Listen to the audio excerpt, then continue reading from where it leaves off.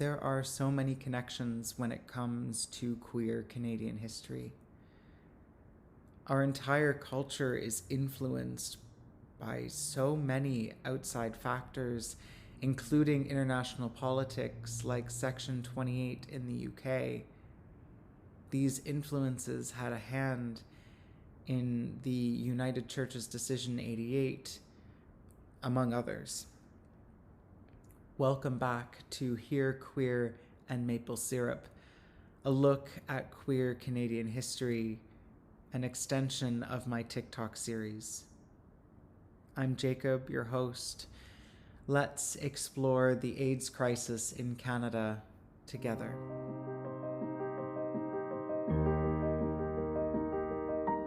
In the United Kingdom, at the height of the AIDS crisis, the Thatcher government passed a prohibition on the, quote, promotion of homosexuality.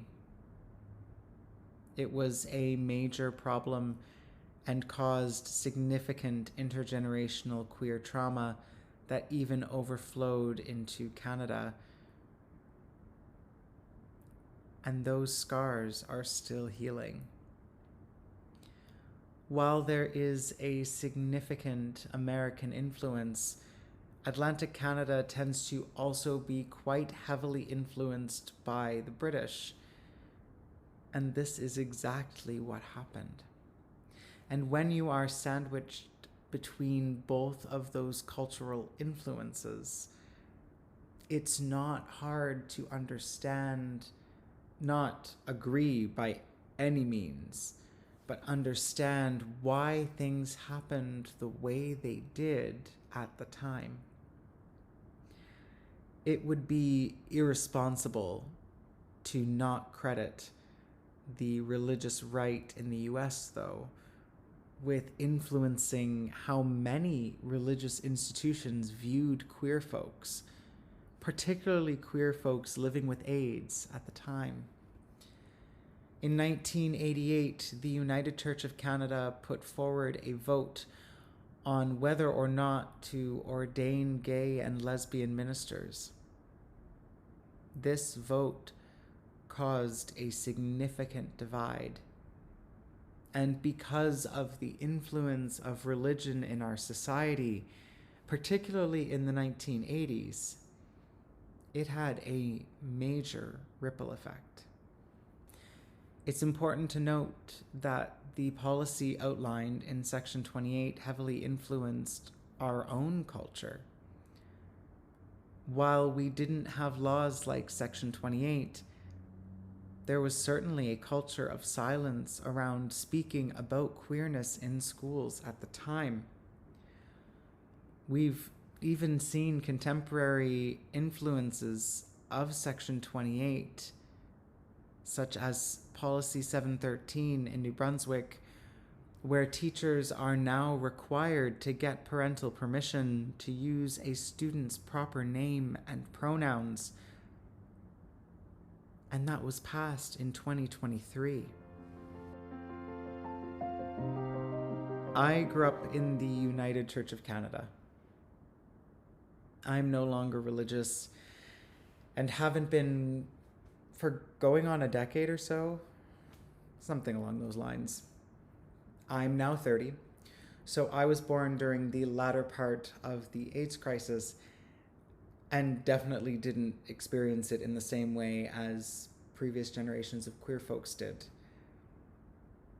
In 2013, when I would have been about 18, I attended Maritime Conference as a youth delegate. I'm pretty sure that was my last year as such. That was the year conversations began to become an affirming conference, which basically just means that everyone is welcome regardless of sexual orientation and gender identity. It may be deeper than that, but that's the general idea, as it was meant to counter the exclusion of Decision 88. But I remember the conversations, and particularly the comparisons to Decision 88. people spoke about how at the time when Maritime Conference held discussions on the subject in 1988, half of conference got up and walked off the floor, with somewhere around 25,000 people leaving the United Church after Decision 88 was passed. And some walked off that day in 2013 too.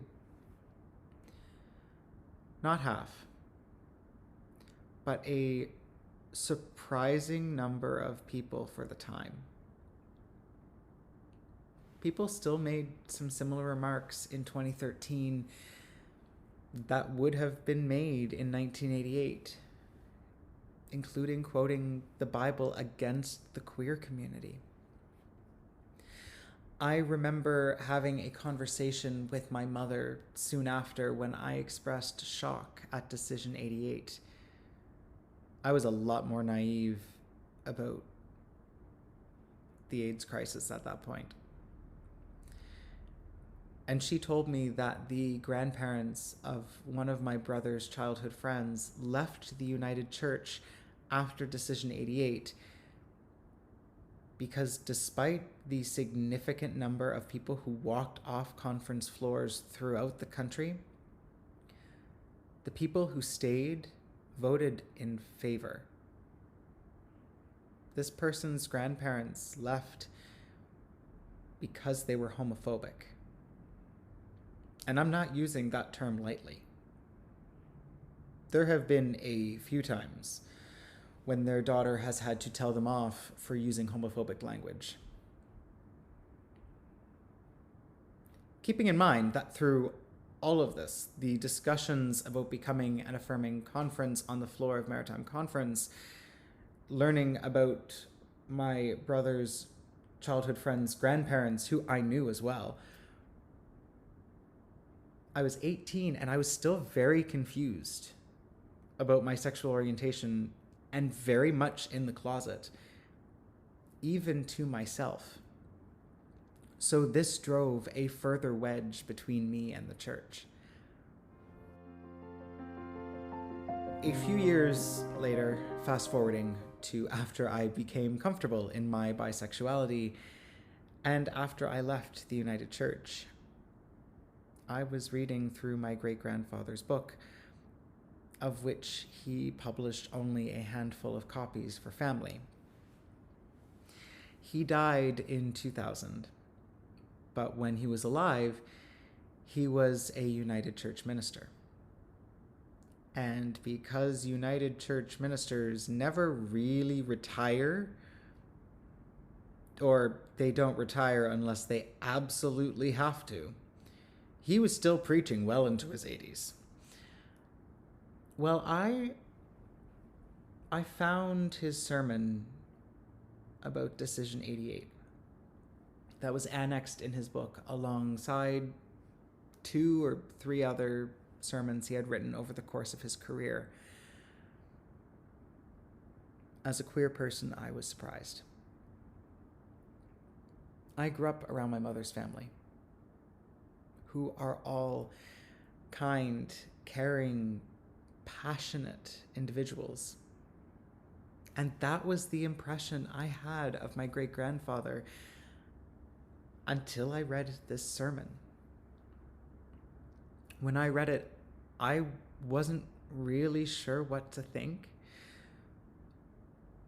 The words he had written about queer folks were not at all what I ever expected from him, especially considering all of the social justice work he and my great-grandmother did over the course of their lives.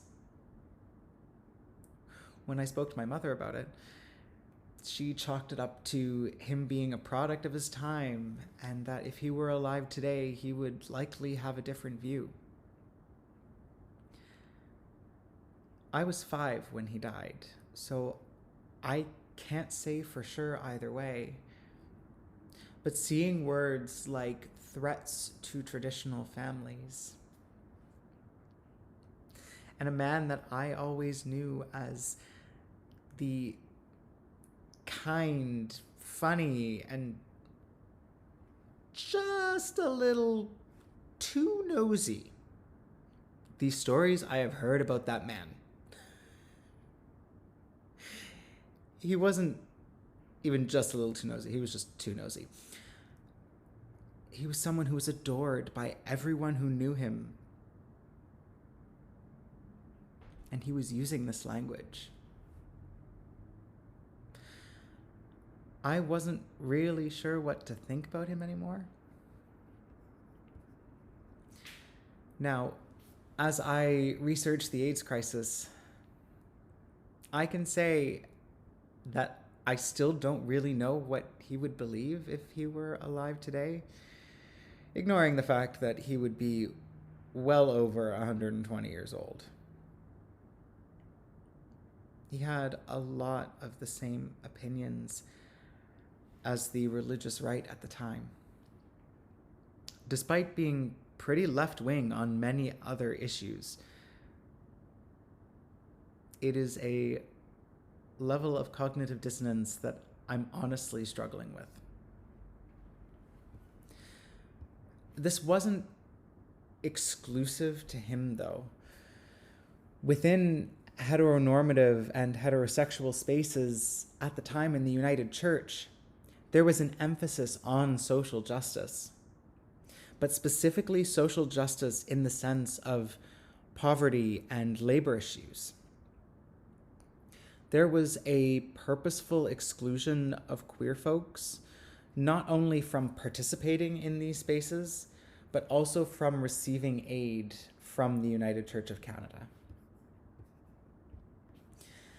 It's almost kind of ironic that he said those words in the late 1980s, and now at least one of his grandkids, and at least one of his great-grandkids, me, are queer.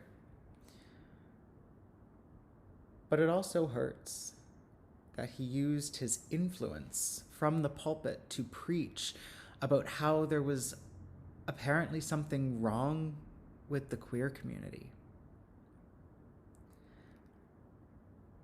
I know that it's about the influences he looked into and the influences that he looked up to. But it still stings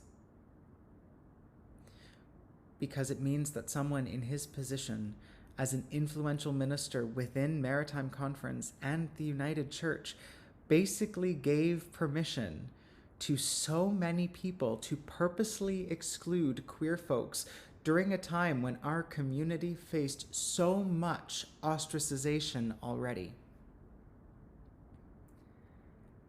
I'm sharing these stories not to air my family's dirty laundry, but to highlight the pervasiveness of the hateful rhetoric from both the US and the UK that obviously heavily influenced someone that I knew, even if for only the first 5 years of my life, and who had a huge impact on my life in the 25 plus years since his passing. Someone I've heard stories about from people who knew him well, and he knew a lot of people from his years as a minister in the Atlantic provinces. The number of people who, when they find out who my great-grandfather is, then they're like, "You're his great-grandson? Oh my God." And then they just go off on a whole story about him or about my great-grandmother.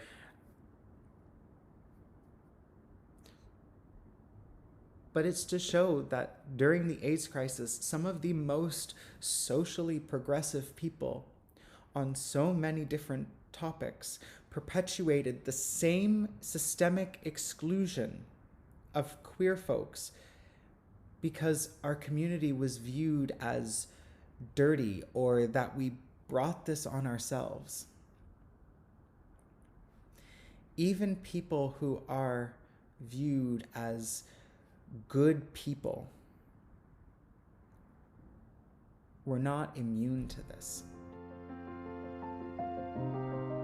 There is a clear connection between Decision 88 and the AIDS crisis. the pervasiveness of modern American evangelical movements against queer folks during the AIDS crisis, even within relatively progressive religious denominations, shows just how easily the misinformation was spread throughout society as a whole, not even just in religious spaces. Particularly when we look at how slowly accurate information was spreading, the speed difference between the two is very disconcerting as we look back from a historical perspective. People were more than willing to believe there was something wrong with queer folks, that AIDS was some sort of plague or judgment. People were willing to let queer folks with AIDS be in complete isolation in hospital beds instead of providing warmth and comfort at a time when they needed it the most. They were willing to let queer folks with AIDS die without human touch for the last moments of their lives for their own comfort. The fact that even one of the most progressive religious denominations in Canada viewed the queer community as dirty speaks volumes and truly shows why many queer folks and our allies tend to leave religion as we get older. I'm not saying that every single queer person and every single ally leaves the religion we grew up in, but many of us do because of the lingering systemic exclusion that dates back to the early days of the AIDS crisis and even further back in many cases. While some have chosen to express their spirituality in other ways, some of us have stopped believing.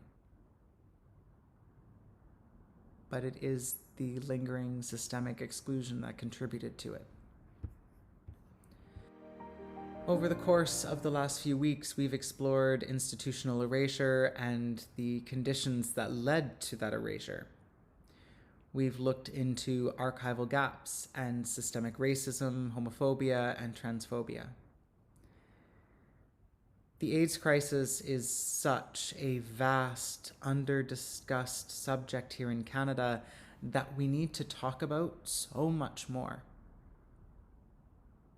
But I feel like this is a good place to wrap up Season 1 and our journey through the AIDS crisis together. Join me when I return in Season 2 as we explore the gay purges.